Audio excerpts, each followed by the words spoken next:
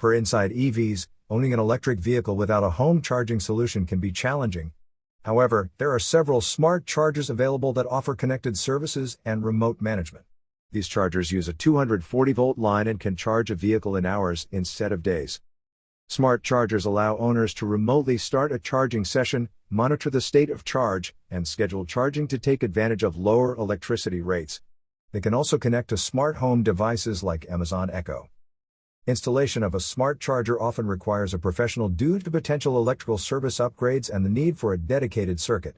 Prices for smart chargers start around $600, with some models exceeding $1,000. Installation costs can range from a few hundred to over $1,000, plus an additional $30 to $50 for a Wi-Fi extender if needed.